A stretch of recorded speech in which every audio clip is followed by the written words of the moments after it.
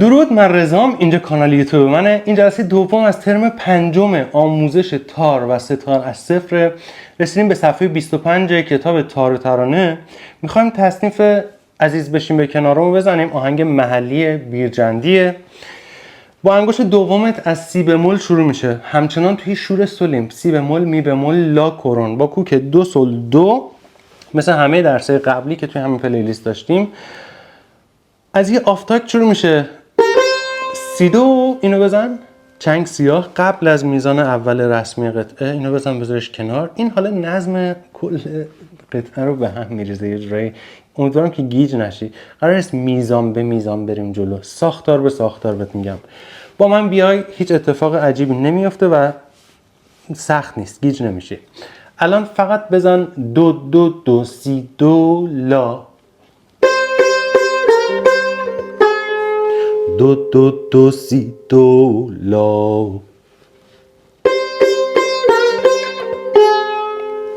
اگه یادت باشه قبلش هم یه سی دو زدیم، درسته؟ حالا همه اینو بچسبونیم به هم دیگه.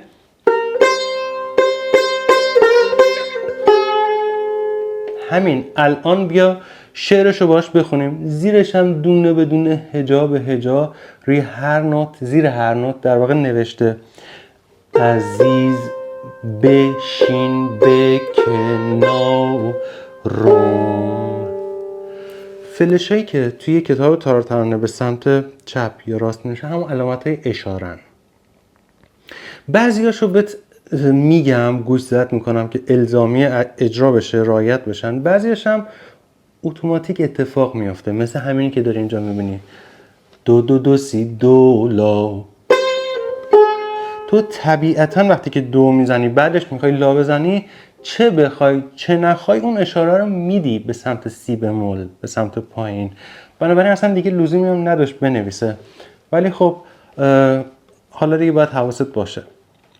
عزیز بشین به کنارم. تمام، اینو زدیم، این ساختار رو زدیم. با انگشت اولت بیا رو سی بمول. حالا چون که یه اشاره به ر میخوایم بکنیم، سی دو دور دو سی دوس لا. اینجا این دو رو دو تا فلش سمت راست گذاشته، یعنی باید به ر، دور، به ر اشاره بکنیم.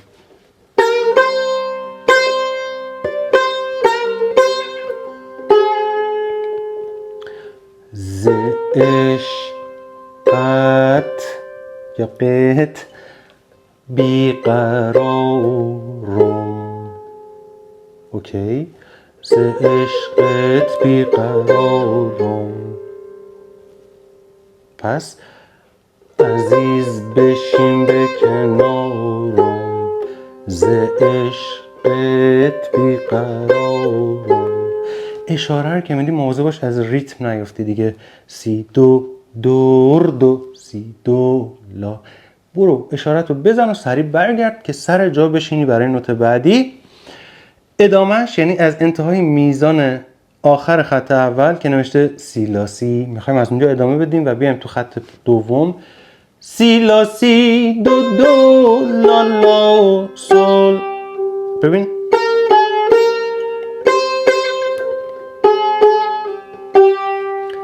دوباره دو دو لالا که میخوای بزنی بالای دو نوشته اشاره بکنی به سی که اینم اتوماتیک اتفاق میفته.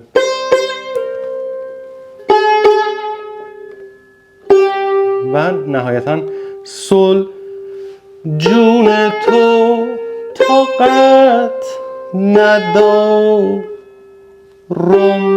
اگه اینطوری باشه که از لالاس سول اینم باید اشاره بدی که اینم اتوماتیک خودش داره اتفاق میفته.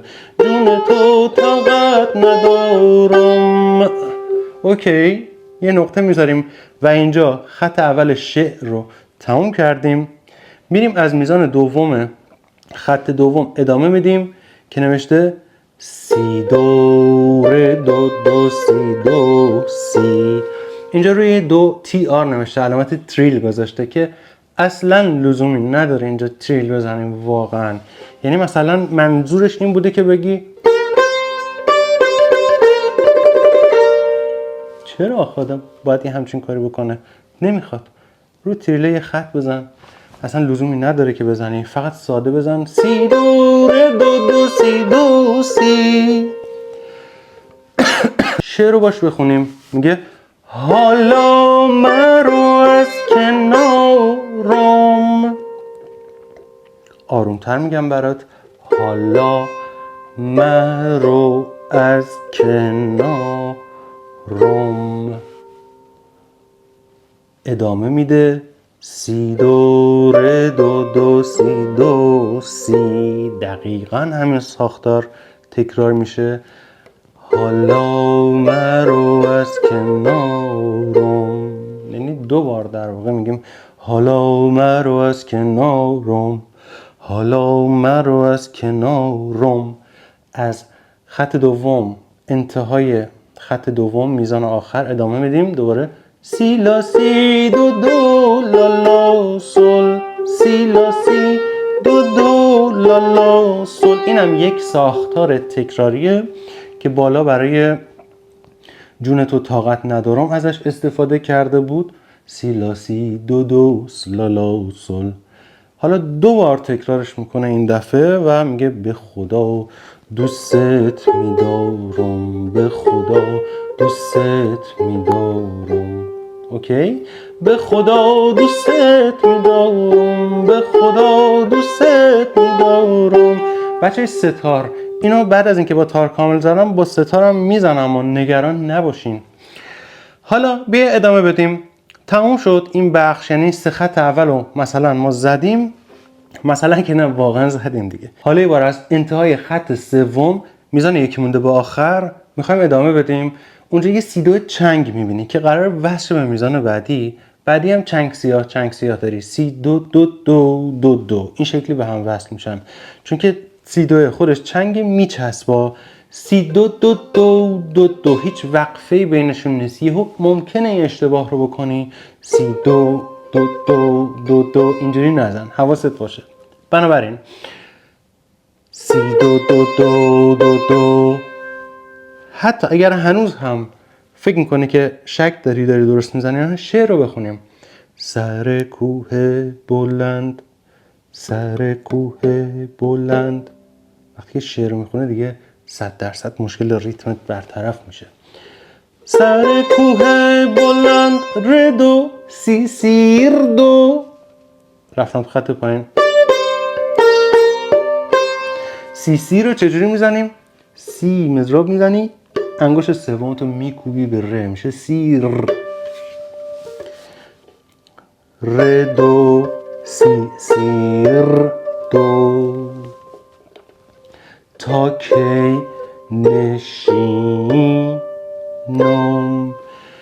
اینجا جز معدود جاهاییه که یک هجا از شعرمون روی یک نوت ننشسته، روی 2 تا نوت نشسته، روی سی و ره. نشی شی روی سی و ره. نشینم که برای ره البته مضرب نمیزنیم، فقط اشاره است. پس سر کوه بلند تا کی نشینم. ادامه بدیم. سی دو دو سی سی لا سی لا. عزیز بشین به کنارم. ادامه میدیم. دوباره نوشته سی دو دو دو دو دو. این دفعه از 2 برمیگرده پایین. دو سی لا لاد سی. ببین دو سی لا لاد از لا به 2 اشاره میکنه. توی کتاب چاپ جدید اینجا رو یه شکل دیگه نوشته، حالا نمیدونم بگم یا نه، ممکنه گیج بشی. ببین اونجا گفته بود که لا سی سی سی سی سی دو سی لا لا سی، که فکر کنم اونجوری بهتر بود. حالا چون داریم دیگه از روی نوت میزنیم من همینو بهت میگم. توی کتاب چاپ جدید دوباره نوشته سی دو دو دو دو دو دو سی لا لا سی، یعنی دارم انتهای خط 4 رو وصل میکنم به ابتدای خط 5 که میگه شعرش چی میگه؟ کلاله سرزنه گل را بچینم. کلاله سر زن گل را بچینم و لا سی سی لا لا سول لا سول عزیز بشین به کنارم. اینجا اینی که میخوام الان بزنم در آینده دوباره یه چیزی که تو اون کتاب چاپ اول نبود، یعنی میخواد بگه سی دو ره ره ره ره، اینو اصلا نداشتیم تو اون یکی نوتش. سی دو ره ره ره ره ره دو سی سی ر دو.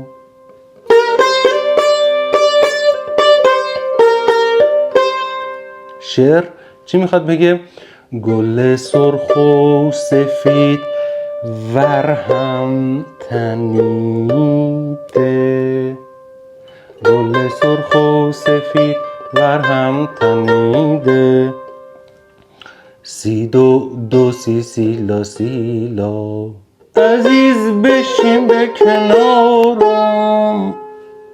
ادامه میده سی دو دو دو دو دو دو سی لا لا سی. ساختارها تکراریه و گیج نشی. نمیدونم کدوم گل را بچینم و لا سی سی لا لا سول لا سول عزیز بشین به کنارم.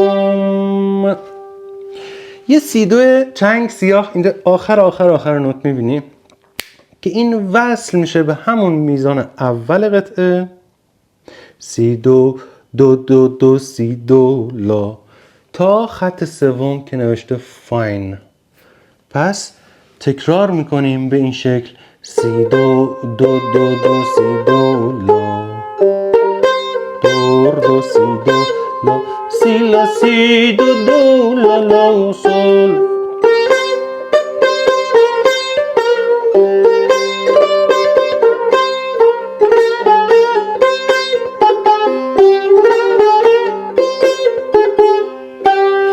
و اینجا توی این نقطه که نوشته فاین، میزان یکی مونده با آخر خط سوم، در واقع قطعه این شکلی تمام میشه. خب حالا که شعرش هم همون شعره دیگه، دوباره تکرار میخونه از اول تا آخر. یه جمع‌بندی میکنم کامل، یه بار با تار یه بار با ستار برات اجرا میکنم.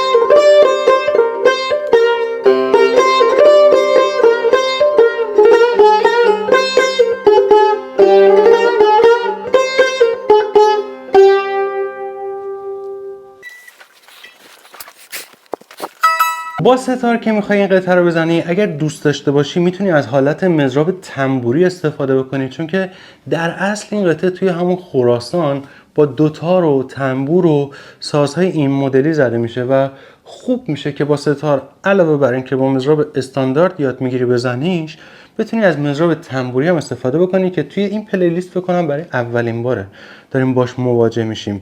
ببین فقط کافیه که مضراب ها تو از سمت مچ بزنی و اصلا سیستمش با همون مضراب استاندارد کاملا متفاوته.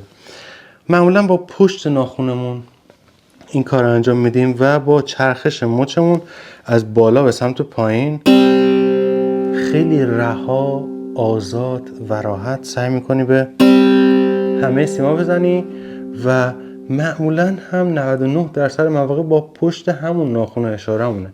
بعضی وقتا اگه دوست داشته باشی میتونی این ستار انگشت دیگه هم شل بکنی و با پشت همه ناخن‌های دست چپت، دست راستت در واقع، با این حالت این مزرعه رو بزنیم.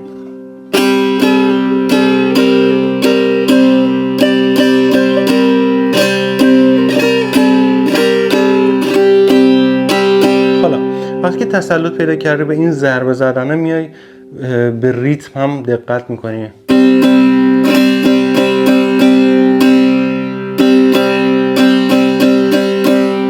اصلا نگران این که داره به سیمای زرد یا واخون بم اینا میخوره نباید باشی.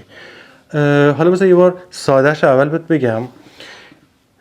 عین همون توضیحاتی که برای تار دادم برای ستار هم هست، هیچ تفاوت زیادی نداره.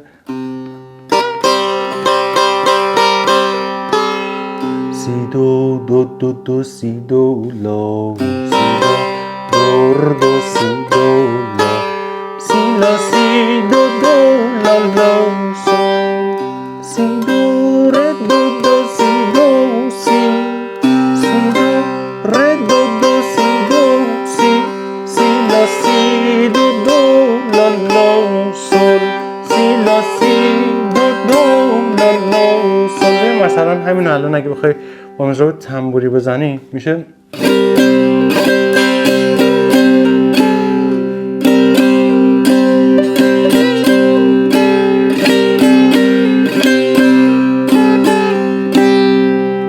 اوکی. این مزرعه استانداردمونه میشه. یه نکته دیگه که وقتی که دارید تنبوری میزنید مزرعه یه کوچولو میاد جلوتر، یه ذره توی این قسمت از کاسه ساز میزنید، توی گلویی. یه بار حالا از اول تا آخر کامل با ستار برات اجرا میکنم. میتونی هر جا که دوست داری از مزرعه تنبوری و هر جا که دوست داری از مزرعه استاندارد استفاده بکنی و ترکیب این دوتا کلا همیشه جذاب میشه. منم سعی میکنم حالا یه همچین کاری بکنم، بعضی وقتا از مزرعه ساده استفاده میکنم. بریم کاملشو بزنیم با هم دیگه.